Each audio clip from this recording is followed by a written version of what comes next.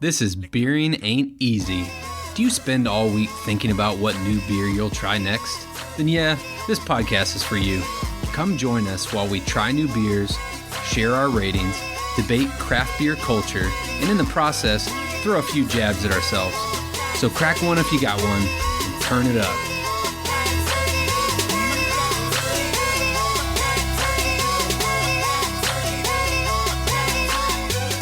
Welcome to Beer and Ain't Easy, episode 28 with Adam and Drew.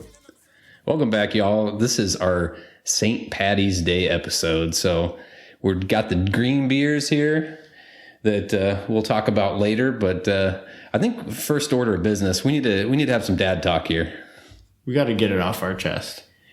So for all those parents out there, there's one duty that you have to do, and you often fight over it between you and your spouse on who has to do it, but it's the tooth fairy. You have to provide a certain amount of money for your kid when they lose a tooth. Inflation has really kicked in since I was a kid. That's pretty much all I got to say about the matter. So what dollar range are you giving per tooth? So I mean, it is a function of how much cash we have on hand, which we never have cash. So we screwed it up real bad at the very beginning. Cause normally I'll just have I'll get $200 every 6 months. And so I'll have nothing but 20s in my wallet. And so when my oldest daughter, Kinley, lost her first tooth, all we had was 20s. Oh shit. So we gave her a 20. And does she expect a 20 now on? So have you given her less on the future tooth? Hell yeah, we've given her less. So I think we weaned it down to 10 and then 5 and then we're on the dollar bill train now. Nice. When my oldest lost a tooth, she's on her 11th tooth loss. So it's been a shit show. Sometimes you're like, oh God, we got to go to the ATM or something. But she brought out the $2 that she got this time because that's what was in the wallet. And she's like, well, why did the tooth fairy give me $5 last time and it's $2? And you find yourself trying to rationalize that. And you're you realize you're just spouting up just complete nonsense. And it's ridiculous. It's just complete lies to the kids. I was almost an economics lesson. I was like, well, it's based on the rate of the value of the tooth. So if there's a lot of kids losing teeth right now, then the value of that tooth is a lot less. But, those other days, maybe there was a real tooth shortage and your tooth had a higher value. So I felt like it was a little learning time for economics. And then you realize what you're saying. Kids have no understanding of limited resources. Yeah. I always think about that with my kids. They'll never, I'm always amazed, when I get them candy and stuff, because, they'll share it all the time.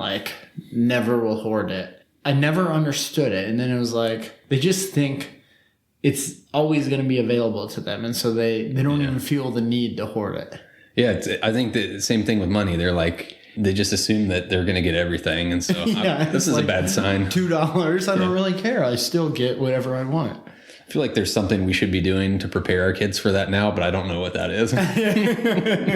We will pay later.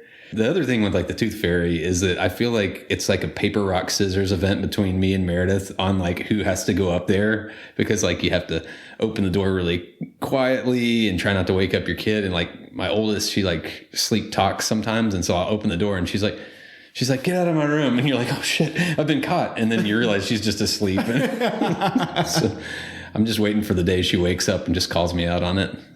I think one time we forgot to come in that night and we had to come in the next day. Yeah. And we had to make up it was too windy for the tooth fairy to come in or something like that. Oh man. It's just the stuff we do to keep the magic alive, man. The magic is fun though. Yeah, it is fun. So back to our episode today. So it's our Saint Paddy's Day episode. I think the first thing with St. Paddy's is the whole green beer thing. I think we put too much food coloring in our beer today. I think we did 3 drops. We probably only needed 1. This is a very dark green that we got going on. What does that do to your psyche when you're drinking a green beer? It doesn't look like it tastes. Every time I take a drink, I'm expecting it to taste different than it tastes before I put in the food coloring, and it doesn't. Right. But it's drastically different looking every time. I don't even know what flavor I'm expecting. Like Yeah. something sour is what I'm expecting. I don't know why. Yeah, it looks like something out of Urban South or Baba. This is like a, Yeah. this is a fruited sour, just not as chunky. I had to drink this beer before I put in the food coloring for my pregame beer because I was wanting to try it. It's a crispy business from Real Ale, so it's a crispy boy. Crispy boy. Yeah, Nice. It's a good one with the food coloring. So speaking of green beer just makes me think of my glory days in college. Oh yeah? Well, really, like when I was in college, it didn't take much to get me hyped up going to the bars. I'll be honest. Still doesn't, huh? Yeah. Still doesn't. So it's like the most like subtle holiday. It's like, oh, now we have an excuse to go to the bar and get shithoused. Yeah. And so like green beer, like I always remember in college, like going to the bars and drinking green beer. And, Yeah, they just have a keg full of it, yeah. oh yeah, thinking you were king of the world. Did you ever do a pub crawl? Oh yeah. Did you guys do like frozen pub crawls in Iowa or? It didn't matter. Like we could have negative 40 degrees and the bars would be every bit as busy as when it was 60 degrees. Like it didn't matter. You just drink till you don't feel the cold anymore, basically? Yeah. One thing that is unique about the University of Iowa is that it is the highest concentrated bar area in the United States. So like there's a 1 mile radius where it has more bars than any 1 mile radius in the U.S. Well, that's not bad for a pub crawl, because I've been on some pub crawls where you're like, you like want to catch a cab in between. You're like, dude, this is getting a little rough. Oh, it's awesome. There's like a pedestrian mall, and it's just like bars. It's like a mall of bars. Like there's nothing else. So it's really cool. Like at the end of the night, like when the bars close, there's like thousands of people that just are out on the street drunk. Awesome. All right, man. Since we're doing a St. Paddy's episode, I feel like although we do not own the rights to this music, there's only one song and one song only that can pump you up for St. Paddy's Day. Do you know what that song is? Tell the folks. I'm Shipping Up to Boston by Dropkick Murphys.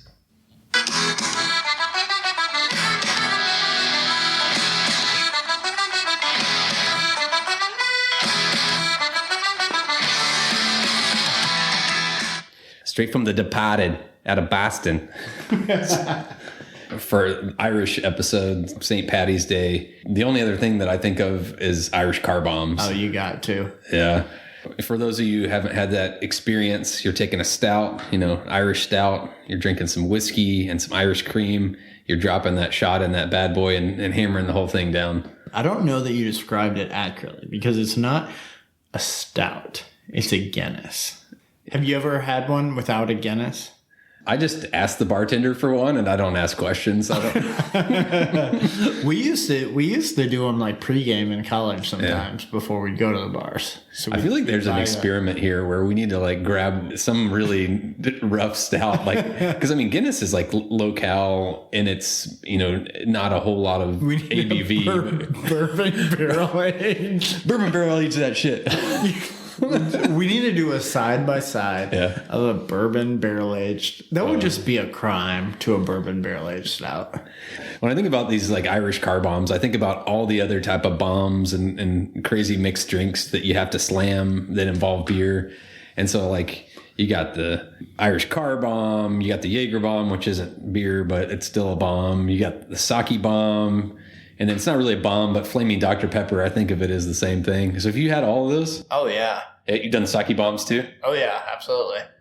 So out of all those bombs that I mentioned, like what was your favorite? You left out a Vegas bomb. What's a Vegas bomb? I've never heard of that. I don't even know what it was. It was really popular in Vegas. So it was like some type of light beer and some vodka and some cocaine. Some cocaine, some sweetness. Oh, man. But it was...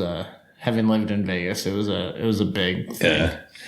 From like a pure taste standpoint, I feel like the Flaming Dr. Pepper was my favorite because that's the one where you have like amaretto, you have like a light beer, and then a little 151 that you light on fire, and you drop that whole bad boy, and then you slam the beer, and it tastes like a Dr. Pepper. I don't have the same level of experience with those as the other bombs. So actually, an Irish car bomb was my go-to shot in college. Really? And my backup go-to shot was a Jaeger bomb. Jaeger bombs were good because you got that boost of energy from the Red Bull.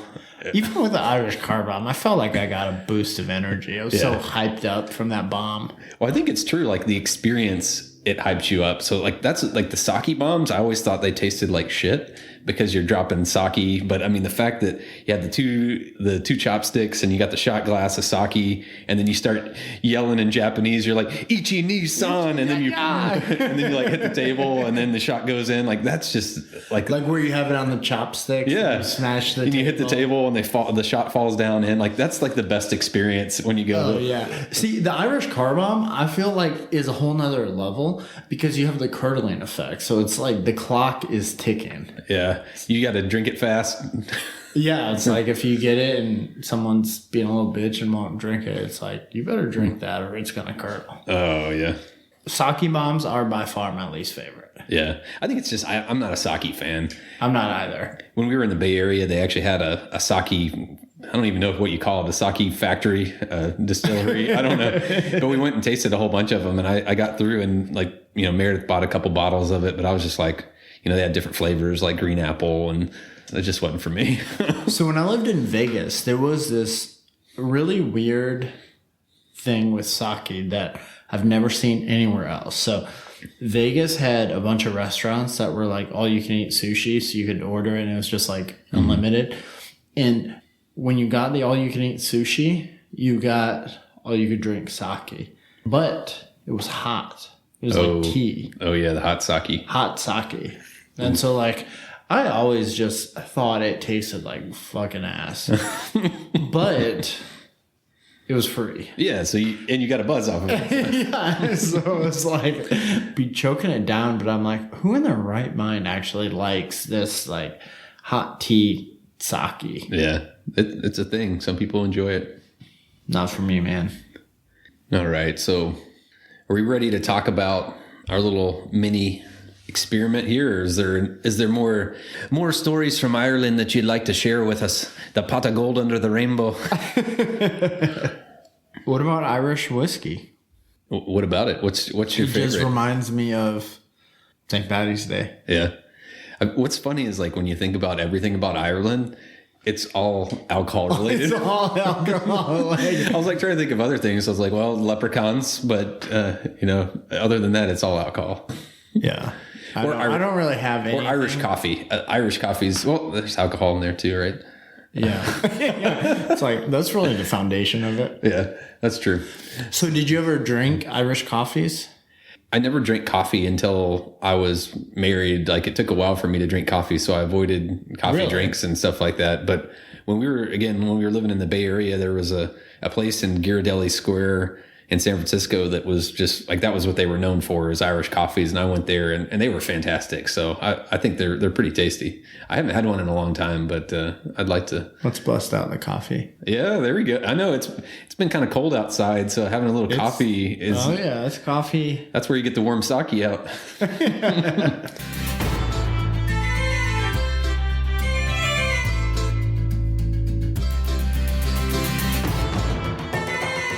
All right, why don't you tell everyone what this experiment is all about? Listening to our other episodes, this is a lot less complex of an experiment as you've come to expect from the Beer and Ain't Easy podcast, but sometimes we got to keep it simple. And so we wanted to do a type of beer that we haven't really done much. We chose an Irish red ale.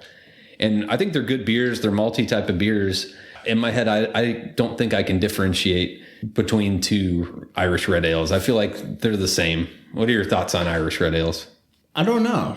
I'm really curious to do this experiment because it's never like, they're not super available. Like there's not the variety of them as there are with other beers. So like it's real easy for me to have like an IPA or a stout and know like there's all these different ones. And so, but it's always like I'm drinking them like back to back. Yeah. And I don't think I've ever drank red ale back to back. Like, oh, I'll have this red ale. And then right after that, I'll have that one. That's true. So that's exactly what we're going to do in this experiment. We're doing a blind tasting, but it's only two beers. And one of them is a beer that pretty much everybody has seen on a tap before because it's made by Guinness, and it's called Smithwick's. If you want to grab the bottle, we can. Smithwick's Irish made red ale, a ruby red brew with a gentle hop bitterness and a sweet malt finish, coming in at 4.5% ABV. So I used to actually be a really big red ale fan before my love for IPAs took off.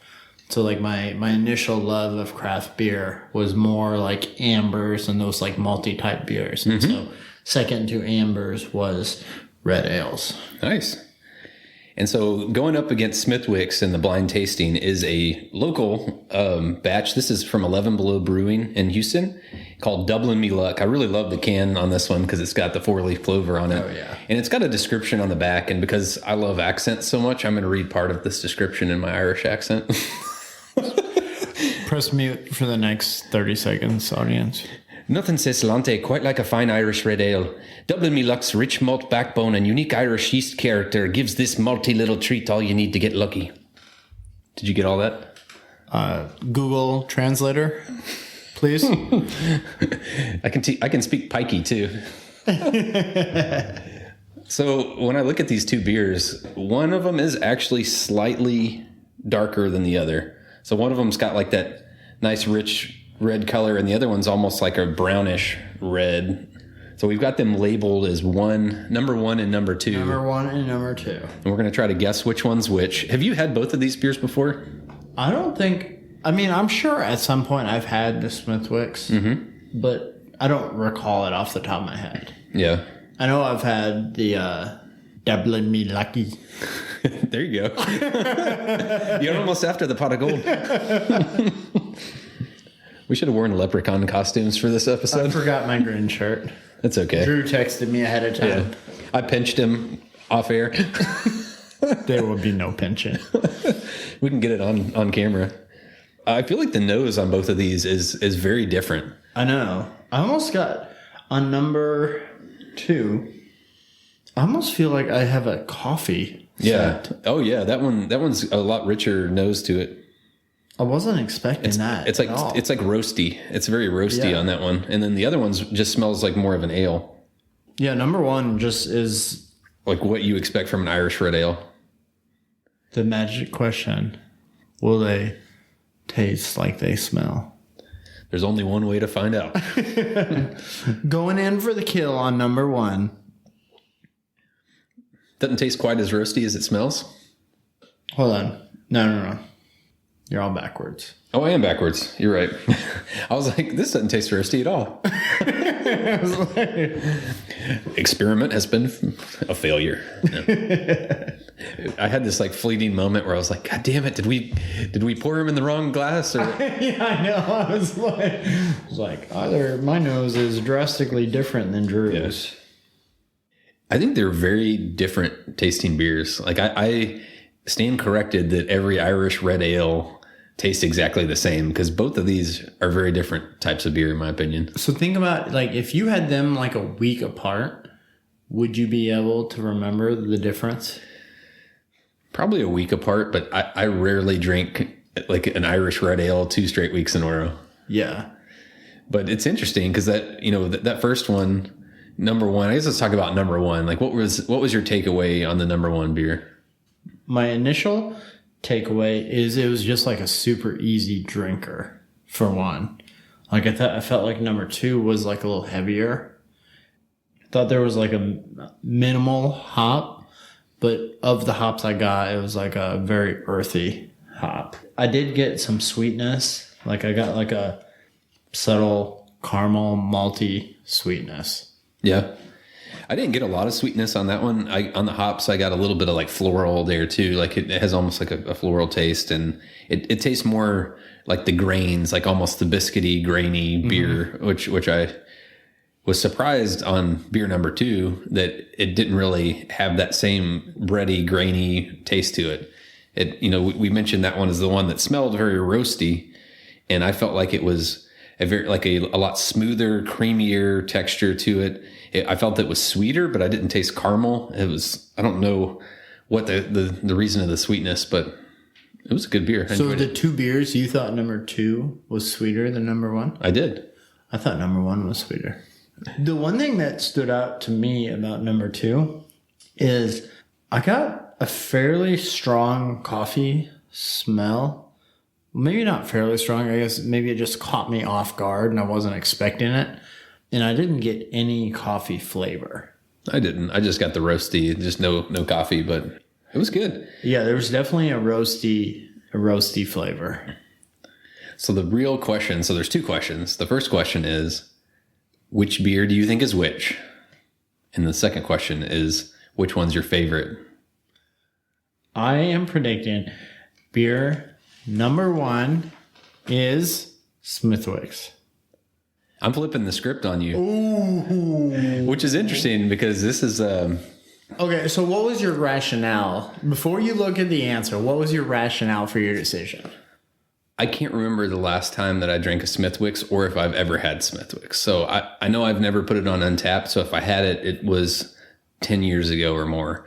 And so I felt like the taste of the 11 Below Dublin Me Luck, which I've had maybe a year or 2 ago, I feel like that one embodied more what I expect from an Irish red ale, where the other one was a little more unique. So that's where I said that's the wild card. I'm like, I don't think I've tasted this beer before. And so that's why I went with it. Interesting. So you thought beer number 2 was not what you expect from a red ale. Right. And I agree. And that was my rationale for thinking that 11 Below was beer number 2, because I felt like Smithwick's, one of your classic red ales. And so I figured its taste would be exactly what you expected. What you expect. Oh, that's it. I like that rationale. Before I get It's interesting. We had almost the same rationale, but we got to opposite places. The great reveal. Number 1, you were correct, is Smithwick's. Yes. Man, look at this. Even up the score. We're even now. Oh, yeah, that's how your math works.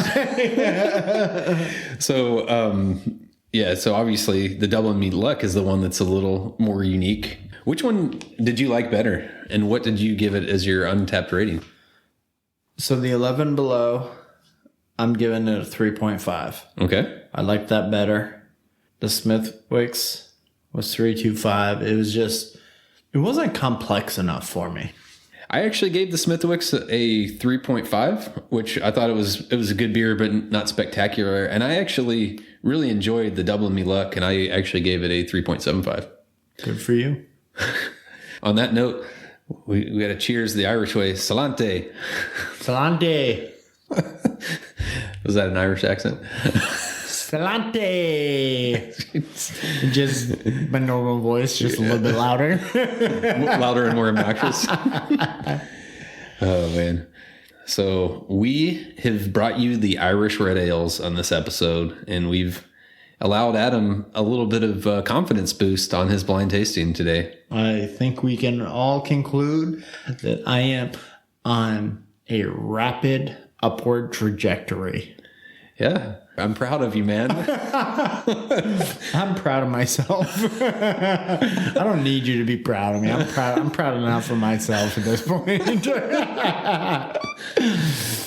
Don't forget to tune into our next episode where we ask ourselves the question, would we still enjoy beer without the alcohol? So cheers, get some green beers, enjoy your Saint Paddy's Day. May the luck of the Irish be with you. And have some Irish car bombs to celebrate the holiday. See y'all next time. This has been a Beering Ain't Easy production in Houston, Texas. Follow us on Facebook or Instagram. And if you want to see what we're drinking, our Untapped handles are Beering Ain't Easy Adam and Beering Ain't Easy Drew.